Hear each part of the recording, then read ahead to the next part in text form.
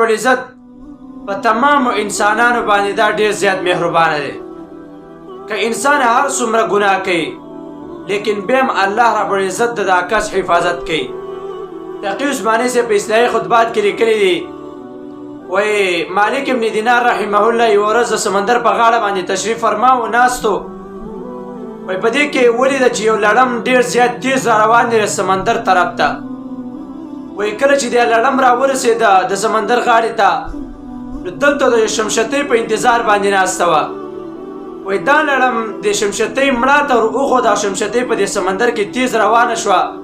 وایي زه حیران شومه چې د لړم او د شمشتۍ په خپل منځ کې دا دوستانه د څه کله نه جوړه شوې ده. وایي زه حیران شومه په تعجب کې شومه. وایي به هر حال کله چې دا شمشتۍ په دې سمندر کې روانه شوه نو ما کشتۍ ورله پیسې ورله زه په کشتۍ کې کېناستم او زه هم په دې پسې شاته ور روان شومه.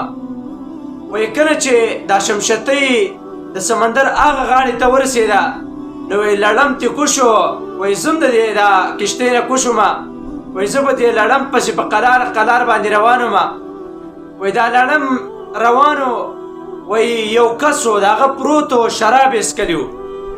شراب یې څښلي و او سر ته یې تور مار پروت و. وایي دا مار دا اراده وه چې دې کس له ټک ورکړي. وایي دا لړم تیز روانو هغه مار له یو ټک ورکو. دا مار په دې ځای باندې تاو شو. مار ایسته مړ شو. هغه ځای نه دا لړم را واپس شو. وایي زه نور هم حیران شومه چې څومره د جدا نه دا لړم راغلی شمشتۍ ته ور وښوده بیا راغلی دا مار یې ټک ورکو او مار مړ شو. وایي زه حیران شومه.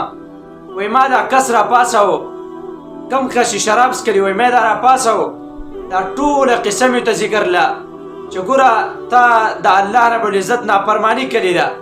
شراب دې څښلي دي د الله رب العزت غضب ته دعوت ورکړی دی لیکن بیا هم الله رب العزت ستا حفاظت کوي.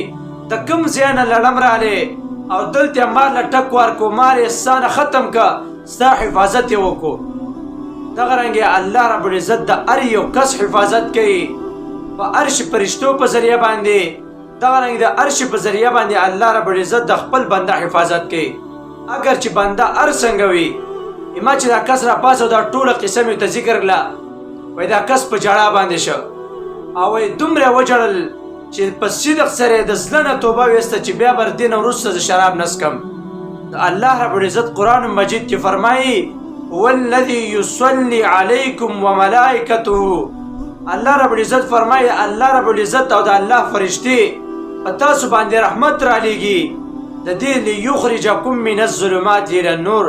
د دې د وجې نه چې الله رب العزت تاسو د تیارو نه رڼا ته راوباسي د کفر نم اسلام ته راولي د ګناه حالت نم د نیکوالي حالت ته راولي. دا الله رب العزت خصوصي رحم دی په خپلو بندګانو باندې. نو بندل هم پکار دی چې دومره د الله رب العزت رحمت په دې باندې الله رب العزت ته د په حفاظت کې هر یو شی لګولی دی نو بیا ولې بنده د الله رب العزت په نافرمانۍ کې خپله زندګي تېروي.